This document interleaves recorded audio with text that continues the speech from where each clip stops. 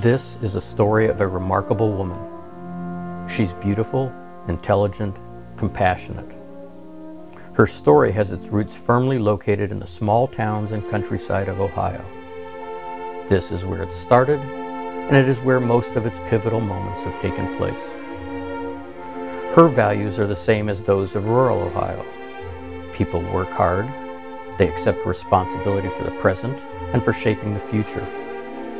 They believe in tending the land and in community service, in building a strong educational and moral foundation for our children. Her story is one of dedication, of honors bestowed and honors received. Our next honoree hated science as a student, so she makes sure her students never feel the same way. Peggy Myers. In Plain City, Ohio, Peggy competes with sports, television, hormones, and family troubles for the attention of her students. Go. How does she do it? Well, there's a science to it. Excellent job. The fact is that Peggy doesn't think of herself as a teacher. I consider myself a salesman, and I'll do anything it takes to get these students to notice what I'm trying to say. We are the champs. I'll sing to them, we turn the lights out, and they come in and they go, "Whoa, look at Mrs. Myers' room." And I've nabbed them. A love between a husband and a wife, the love of a mother for her children. It is a story whose beginning is so idyllic that it might seem like a fairy tale, but it is not. It is a true story, and because of one negligent moment, it has become a painful and needless tragedy.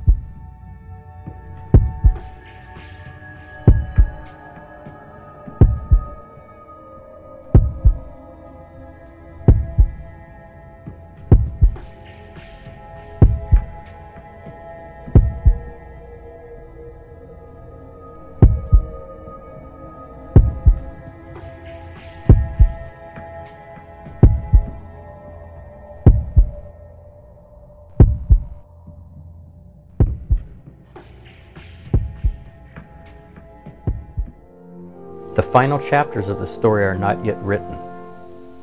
It has become a story of courage, of perseverance, and of determination. Today, the Insider Exclusive presents Unbreakable, the Peggy Myers story, and how her lawyer, Bob Palmer, at the law firm of Robert Gray Palmer Company, LPA, discovered the truth about that horrible accident on November 13th and got justice for Peggy Myers. Peggy's story is a story of courage. It's a story of perseverance, a story of determination, and a story of hope. Peggy is an inspiration to everyone that no matter what catastrophes may befall us in life, with willpower, with determination, with the help of one's friends, and with God, we can all make it back. And that is truly Peggy Myers' unbreakable spirit. And that is the same spirit that has inspired Bob Palmer to get justice for Peggy and has earned him the highest respect from citizens and lawyers alike as one of the best trial lawyers in Columbus, in Ohio, and in America. Bob has built a substantial reputation nationwide by consistently winning cases other law firms have turned down. Bob is listed among Ohio's top lawyers. He was named amongst Ohio's super lawyers each year from 2004 to 2011. Since 1993, he was cited in the Best Lawyers in America and in the National Bar Register of Preeminent Lawyers in Medical Malpractice and Personal Injury. Best Lawyers named Bob its 2011 Lawyer of the Year for Personal Injury Litigation in Columbus, Ohio. Bob is a fellow in the American College of Trial Lawyers his amazing courtroom skills and headline-grabbing success rate continue to provide his clients with the results they need and the results they deserve. Hi, I'm Steve Murphy, and this is the Insider Exclusive, live from Columbus, Ohio, at the law firm of Robert Gray Palmer.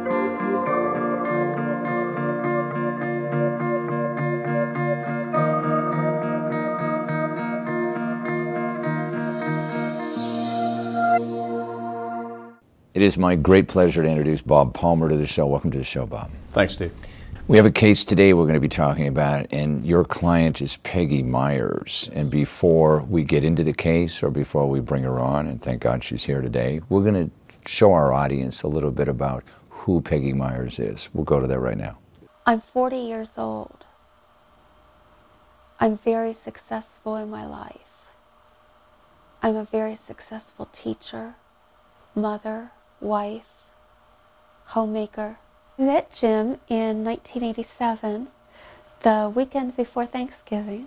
He calls our meeting the collision of two planets, which it was. We really were meant to be together. I taught at the elementary for 4 years. I liked the teachers that I met. I liked the administration that I met. And I loved the students that I met. They were quality kids. I had never heard of the Disney Teacher Awards. And one day, a sweet student emailed me and said, "Hey, guess what? I chose you for this award and you're going to get this nice certificate." Tell us a little bit about what happened to Peggy in this horrible accident. Peggy was driving home with her two little kids on a cold November day on a rural road in Delaware County, just west of Columbus here. Mm-hmm. And going down the road like any other day.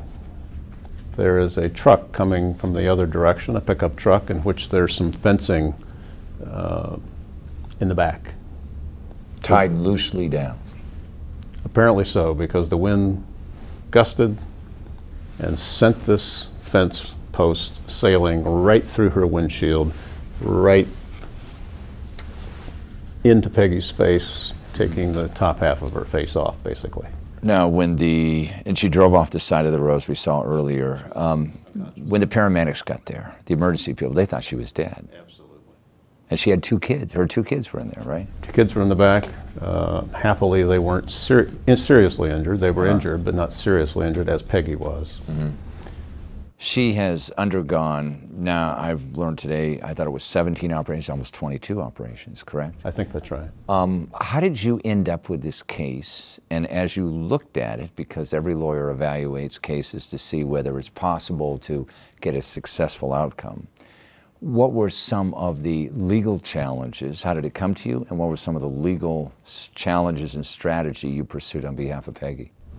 Peggy's dad had a large law firm handle his business, and talked with one of the lawyers there who knew of me, and it became clear as the case developed that it's not something that law firm would typically handle. Yeah. And so he asked if I would get involved, and I indicated I'd be happy to do so. Yeah. The challenge was that the company truck that hit her was a company that had been sold to another company about 3 months after the accident. Yeah.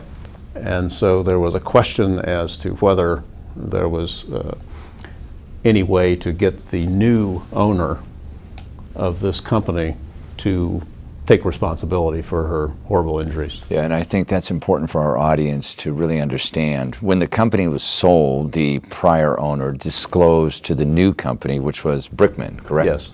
And the company that was sold was UEI, Urban Environments, yes. Yeah. They disclosed, landscaping companies. Yeah, they disclosed that there was a potential liability, and that was this accident. Indeed. And the way I interpret it, and maybe you have a different interpretation, it seemed to me that the seller of UEI was trying to do something slick here.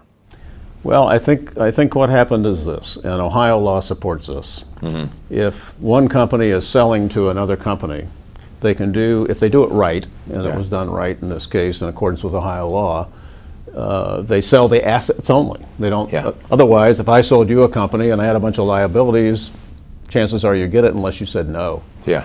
And so Brickman didn't want the liabilities. And so what the Urban Environments did was to create a new company to transfer the liabilities to, so they could sell the assets to Brickman, and thereby Brickman was not technically liable. Yeah, but the new company they created to absorb the liability, potential liability, was worthless. It was a shell. Yeah. Meaning that it had no business, it did nothing other than take these liabilities. But the law in Ohio supports that type of transaction. Yes, it's very business friendly. So this obviously was a challenge, because if the assets of a company, the value of a company, has been sold to somebody else, how can you go after, let's say, the insurance policy or whatever, to help take care of Peggy's injuries? And they were extensive, weren't they? They were extremely extensive, and that was my biggest concern and challenge for Peggy and her family, because she was a school teacher, as we know, and an important economic force in that family as well. Right. And so the key was making sure, if I could, that whatever insurance the now non-existent company had at the time of the accident was still in place and still going to be honored.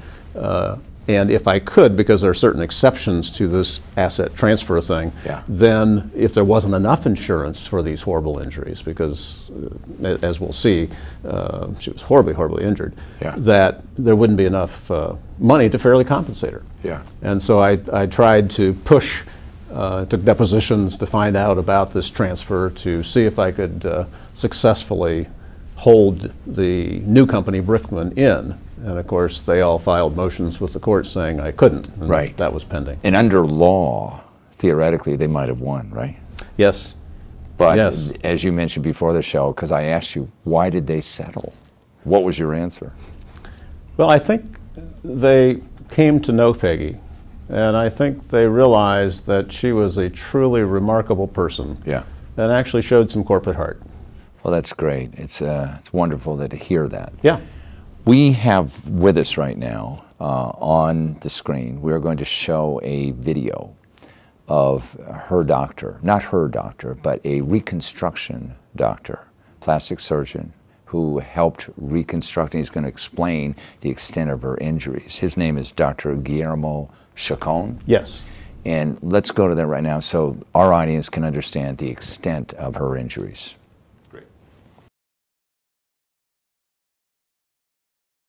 My name is Guillermo Chacon. I'm the director of the residency training program in oral and maxillofacial surgery at the Ohio State University Medical Center. This is one of the worst injuries I had ever seen. Significant facial fractures, large soft tissue lacerations. The whole left side of her face was where what appeared to be where the blunt of the impact occurred.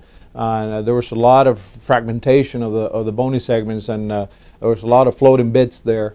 Reconstruct her facial skeleton back to a normal anatomic disposition, if you will. Perform grafting of the mid area of the face, because basically from the bottom of the eye sockets to the upper part of the upper jaw, for all practical purposes, we had nothing to work with. It was all bone dust. That was the plan: do the major reconstruction in one stage, and then do the secondary procedures in the second stage. We took dental impressions of her mouth and sectioned them and reconstructed the position based on some photographs that were provided to us. And then we took some bone from her hip to create some struts, to put basically 4 vertical struts, or 4 beams, if you will, to support her upper jaw. And then we took a long strip of bone on the right side to basically reconstruct her nose, because that graft extends from the base of her forehead all the way down to the tip of her nose. And in her particular case, we knew that she had already lost vision in the right eye. And even every time we do procedures around the eyes, we always tell the patients about the possibility of the risk of compromise to the vision and so on. But in her case, we were being particularly concerned about it, because we only had one eye to deal with. Every time we use bone grafts, you have to fixate them somehow. And for this particular application, we use very small titanium metal plates and screws. So we actually obtained a 3-dimensional model of her skull to determine if the eye socket measurements were correct, anatomically correct, and they were. If you look here, this is basically following the sequence of the operation, and we put a metal plate, and this pencil marks basically illustrate where those metal plates were placed. We approached the fracture near the joint on the left side, realigned the bone fragments, and put this other plate on. The challenge was to reestablish all the midface area because, like I said before, all this area here for all practical purposes was bone dust. And then we took the bone grafts and placed them in this areas here to resuspend her upper jaw, and then we put some more bone grafting in this area to reconstruct this and reestablish that width and support the rest of her midface. So basically, all this stuff that you see here is bone that came from her hip at the time of the original surgery. Then we went back at the secondary procedure. Those are the grafts that we took from her skull there, and then we took the graft that we attached to the nose, and you can see there's a long plate coming from her forehead down into that, and did that reconstruction. But basically, you can see there how the plates were placed and how her skull or her face was reconstructed. I can honestly say that she is one of the most outstanding human beings I've ever met in my life. She never complained, even though sometimes I knew she was hurting. She wouldn't complain. Something like this not only takes a toll on somebody from a physiologic standpoint, but psychologically, how this injury has impacted her ability to interact with people, to perform her job. Peggy's a school teacher by training. She's having issues with this. I know she does. And of course, the issue of your self-perception. Can pull a picture of what they look like before an injury and look at themselves in the mirror the way they look now, and they feel that there's impairment for them to function. That goes beyond a cosmetic perception. And when somebody has a massive injury like this, it is impossible to bring them back to the way they were. It's truly amazing what some doctors can do. I mean, when you think about it, and Dr. Chacon really explained that well. Today, we're honored to have Peggy with us today, so let's bring her on.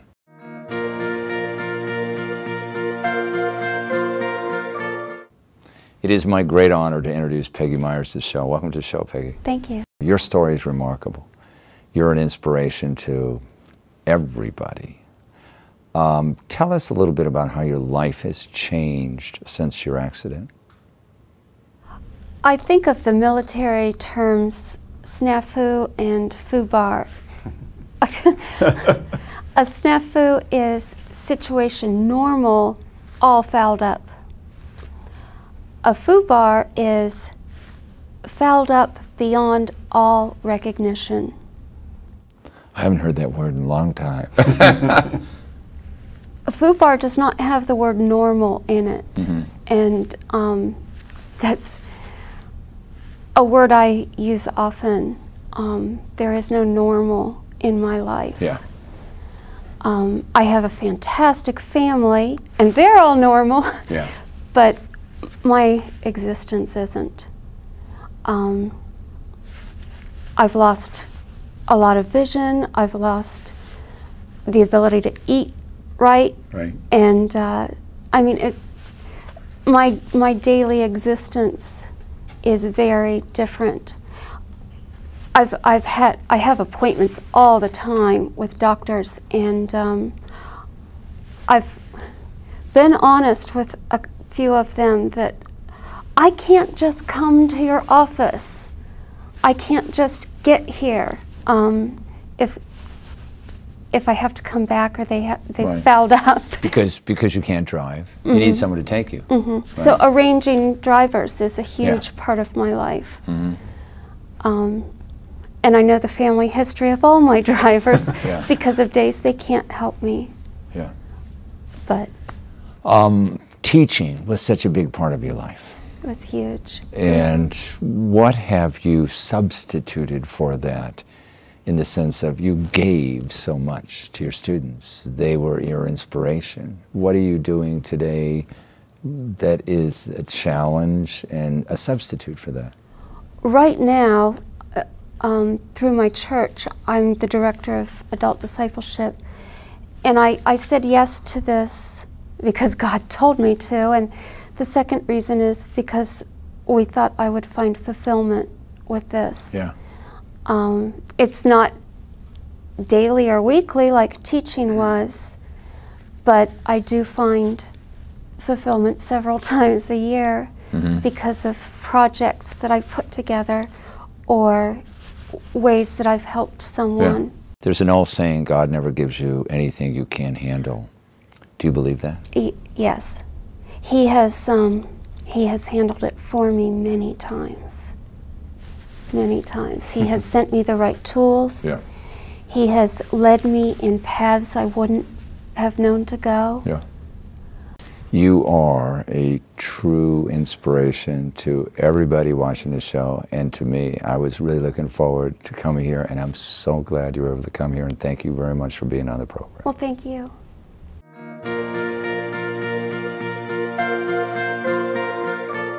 Bob, I can see now why you love doing what you do. It's because of Peggy and others like her. You did a terrific job. Must make you feel great. It really does when you're able to help somebody like Peggy in particular, such a remarkable person. And of course that helped me help her, that she was so amazing. Well, I want to thank you for spending time with us again on this show. It's a terrific case, great outcome, and thank you. Thank you. Thanks for joining us. You can get more information about our guest and the issues at InsiderExclusive.com.